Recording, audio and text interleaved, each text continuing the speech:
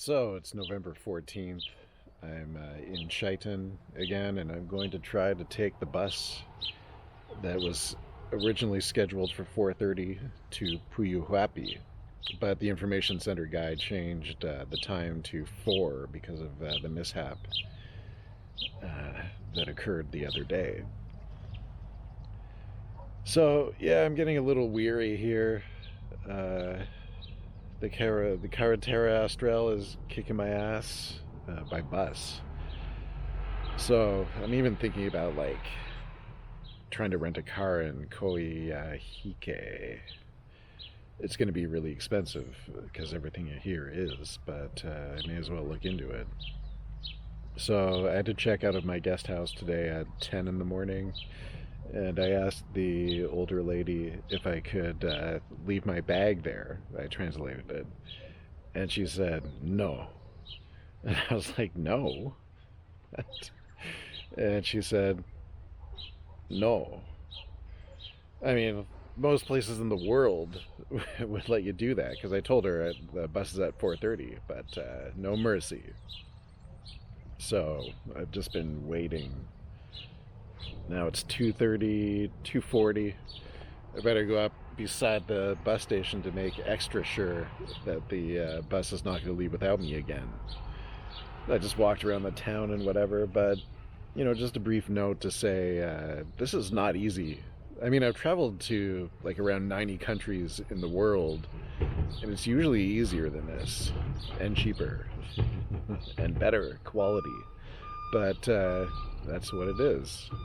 So let's see if I continue along the Carretera Austral or throw in the towel.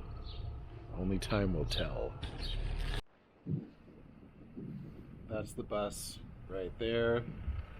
There's the information center. And where I was sitting before, over by the gas station, there's free internet. But there's no signal here, but there's no way in hell I'm going to miss this bus again. And it's considerably colder up here. But at least there's a roof in case it rains.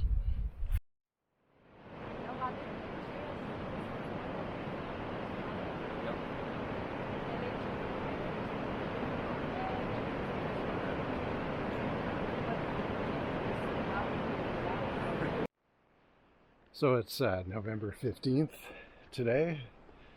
I wanted to take a clip at the place where I just was saying all this stuff, but there were other people there, too many other people, and I felt like a moron, so I didn't. So that it was, what is that? Ventisquero Colgante, south of Puyuhuapi. And the main trail, this is what I learned yesterday morning in Chaitén, that trails 1 and 2 were closed. So I thought, well, that's it. I stopped here in Puyuhuapi on purpose to see that glacier, and I can't. But when I got to the guest house, the lady said that a tour company will take you there. And the tour company said trails number 3, 4, and 5 are open. This is number 5. And it's very muddy. But it's also worth it. Of course, on this video, the glacier is not going to look like very much, but it's definitely cool. You're still pretty far away from it. So there you have it. That company, I forget the name of it, unfortunately, but it's apparently 10,000 pesos for just the transfer here and back. And I guess when the trails open, when the main trails are open, number 1 and 2, it'll be from 8:30 a.m. to 2:30 p.m. But since the main trails aren't open, I'm going to meet the guy in the parking lot at 12.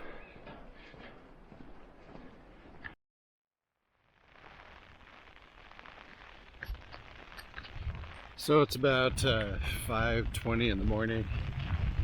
It's 5 degrees, feels like 3, and it's pouring rain. The reason I'm doing this is there's supposed to be a bus today to Coyhaique at 6 a.m. and I definitely don't want to miss that.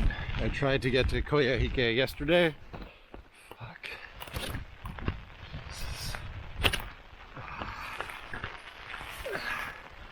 tried to get there yesterday, and there was a bus scheduled for around 3 p.m. at Becker Bus, but it was canceled due to the Chilean election. So that's another day set back, and I had to stay in Puyuhuapi again. So I told the guy at the accommodation in Coyhaique what happened again. So that's the second screw up. And he said, still come? And I was like, are you sure, man? Because he said there are only 2 days available. And that was before. Now there's only 1 day available, but I owe the guy because he didn't seem to press the $100 button yet. But we'll see. This is crazy.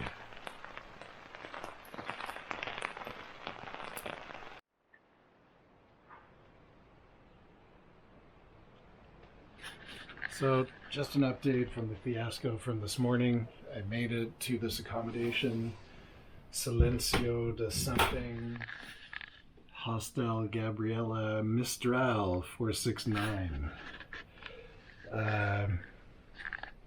This is the cabana in the back. There's a TV and washer, which is awesome. I wonder if there's hot water. There's gotta be. They give a towel, a couple towels. So that's nice. And I communicated with the owner by WhatsApp. So they sent a video showing me how to get in and the keys in the door. Now I don't know how to pay. It seems like nobody's around. I don't even know how much it is because the original booking on booking.com was canceled. So we'll see. And if there's any punishment for being 3 days late, and if they held the room for me, I don't know. But I braved it and came here to confess.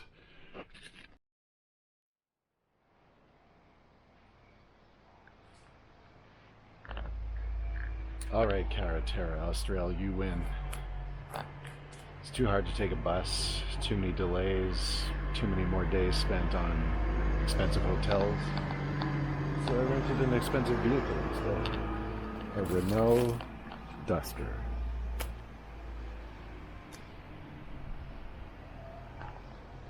So I rented it for 9 days. Kind of thought I wanted 10 to fully explore the rest of the Carretera Austral down to Villa Higgins, but this car was not available, only for 9. And it was about 54,000 Chilean pesos a day, which is about $80 Canadian, which sounds really expensive. I don't know the American price, but that's what it cost, and it was the cheapest one that I could find out of the quotes I got. I went to a major name, and it was about, that one was 65,000 a day, so this is a little cheaper. Plus the major brand rental was a small, like a compact car, and this one's like some sort of an SUV, but 2-wheel drive. So tomorrow I'm going to start the journey down to Cerro Castillo along the Carretera Austral, Route 7. The lurid traversal of Route 7, if that means anything to you.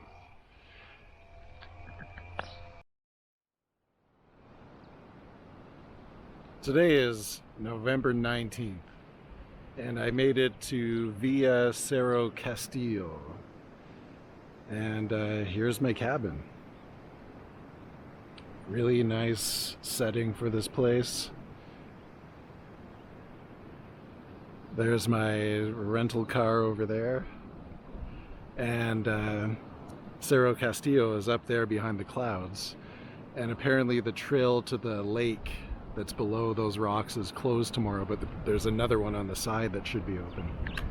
So I'm gonna check that out tomorrow. I got this for 2 nights.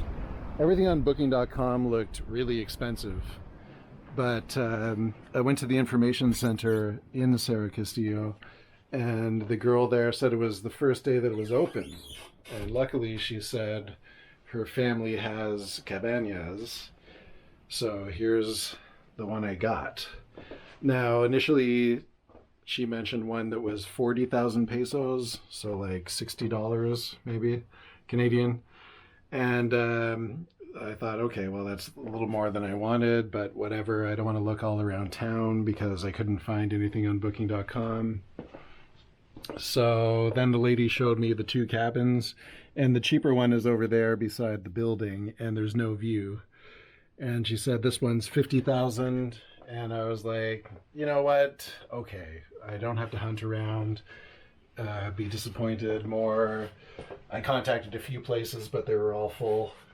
So this will certainly do. I got it for 2 nights, so I can go on a nice long hike tomorrow, and then relax. Check out that old stove. It's pretty cool. I assume it's going to be heated with wood tonight. There's even a microwave.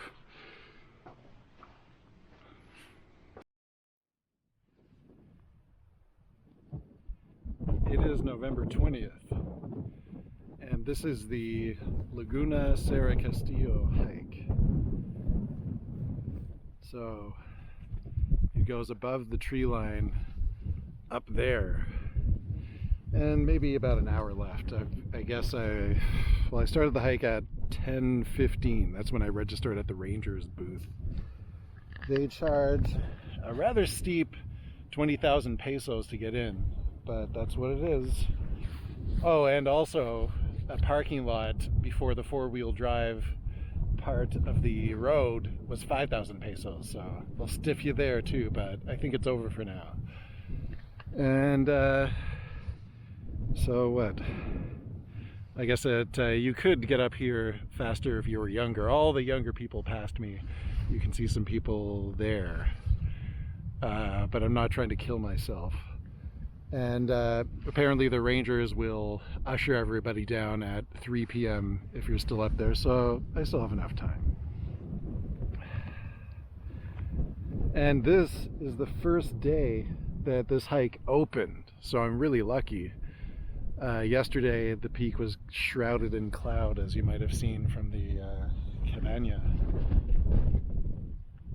So all in all, pretty good.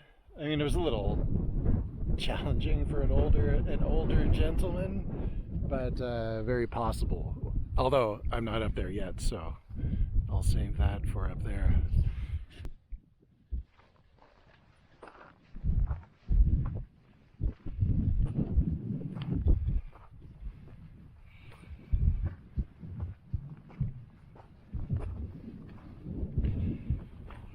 Then here we are, almost reaching the lake and the lookout there. Last little bit. You have to cross a bit of snow here and there.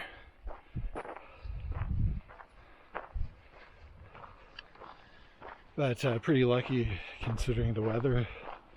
I didn't have to put on anything much warmer than this light jacket yet. And this hat. When I started the hike, one of the rangers said, nice hut. So I was like, yeah, you guys did build a nice hut over there, but she was talking about my hat. It's not so nice now that it's that I sweated through probably.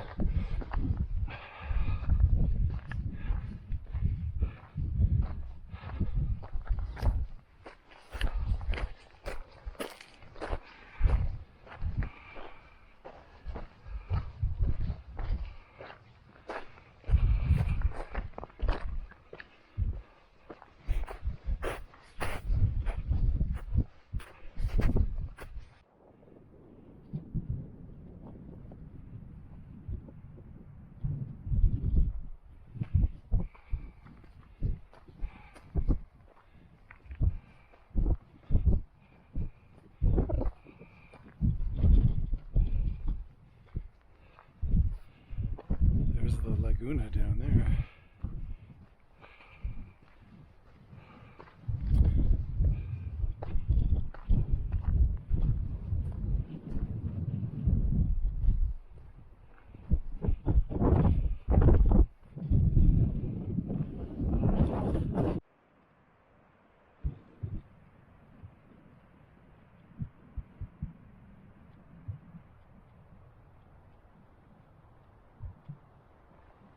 So here is the lookout for Laguna Cerro Castillo.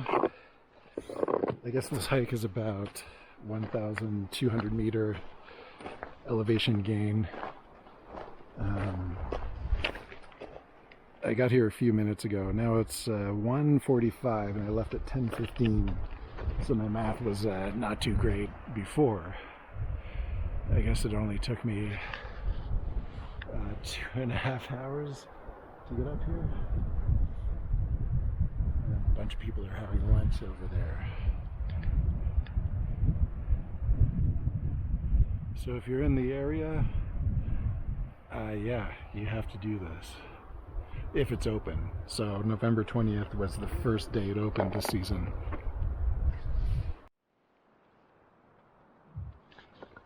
And the ranger said, beautiful hut, not nice hut. So it's beautiful. Just like, look at that, look at that.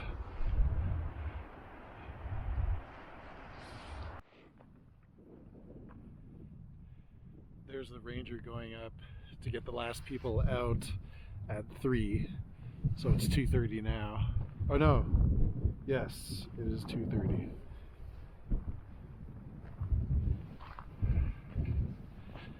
Wait a minute, is my watch still working?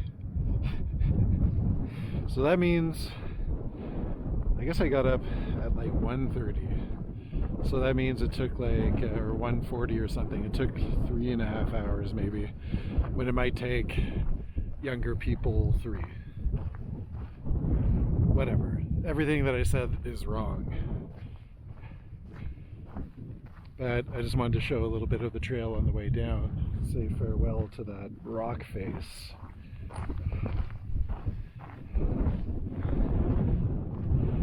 Something else. I stayed in Cerro Castillo for 2 days. I guess in theory I could have moved on to Rio Tranquillo after this one. I think there was a shortcut up here. But I didn't, and my cabin is nice and heated by wood fire, so that'll be nice tonight. And I guess the only time to take a shower when it's warm enough, because it was not in the morning.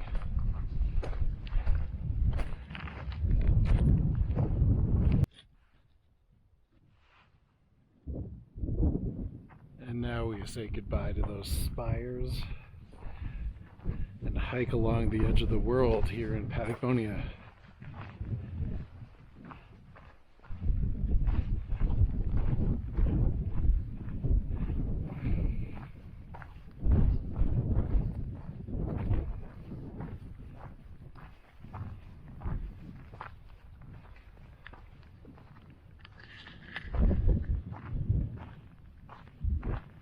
I guess I should have something to say if I point the camera at myself.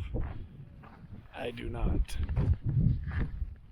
Actually, I do have something to say that I should say before it gets too late. I forget or it becomes irrelevant or whatever, but to rent the car, I needed a deposit of 650,000 pesos by credit card. And I didn't have a credit card. So I blew it. Better grab onto this rope. Thing is, I'd been traveling, I lived in Korea, and my so-called debit card functioned exactly like a credit card. And stupid me, when I got one in Canada, I was just like, yeah, it'll be fine. And it was not fine. 650,000 pesos, I mean, times that by 1.5, that's mucho dinero. So he was not very impressed. But then I said, can I leave a cash deposit? First he said no. But I did have US dollars. In fact, I had 800 US dollars for an emergency. So I told him, for an emergencia. He's like, this is an emergencia, buddy. So I left him $700 US as a deposit. And I wouldn't count on this, but it did work. So, but that could be bad news. I don't know. So, I guess even if I had tried to rent from a large brand name rental company, they might have demanded a credit card, and the cash deposit would be not good enough.